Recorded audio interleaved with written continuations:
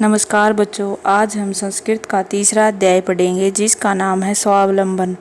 बच्चों, इसका अर्थ है अपने ऊपर आश्रित रहना या अपने काम स्वयं करना। इस पाठ में हम संख्यावाचक शब्दों के बारे में पढ़ेंगे और इस पाठ में समय सूचक शब्दों के बारे में भी बताया गया है। बच्चों, इस सृष्टि में सबसे अधिक स्वावलंबन की भावना पक्षियों में दृष्टिगत होती है। वे इसी भावना के कारण आकाश में स्वच्छंद गति से उड़ते हुए दिखाई देते हैं और पानी में विहार करते हैं। स्वावलंबन मनुष्य का सबसे श्रेष्ठ गुण है। स्वावलंबी मनुष्य हमेशा सुखी रहता है, पराधीन मनुष्य हमेशा दुखी रहता है। बच्चों, इस अध्याय में दो मित्रों का वर्णन किया गया है जिनके नाम हैं कृष्णमूर्ति व श्रीकंठ।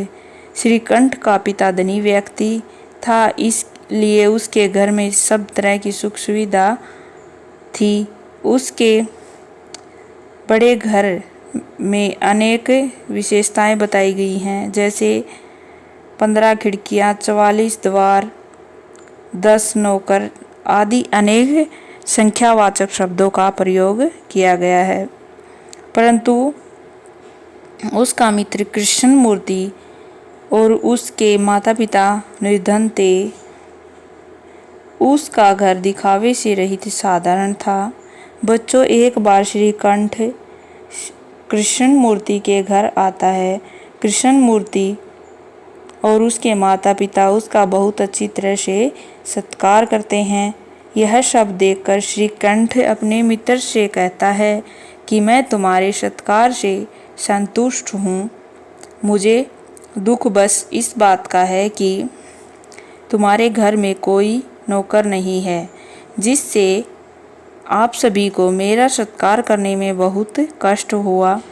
मेरे घर में तो बहुत से नौकर हैं। तब कृष्णमूर्ति बोला, मित्र, मेरे भी 8 नौकर हैं, 2 पैर, 2 हाथ, 2 आँख और 2 कान। ये सब प्रत्येक क्षण मेरे सहायक हैं, परंतु तुम्हारे नौकर हमेशा हर जगह उपस्थित नहीं हो सकते। तुम तो अपने काम करने के लिए भी नौकरों के अधीन हो। जब जब वे अनुपस्थित होते हैं तब तब तुम्हें कष्ट का अनुभव होता है। मित्र की बात सुनकर श्रीकंठ अपने मित्र से कहता है कि तुम्हारी बात से मैं बहुत खुश हुआ। अब से मैं भी अपने कार्य स्वयं करूँगा।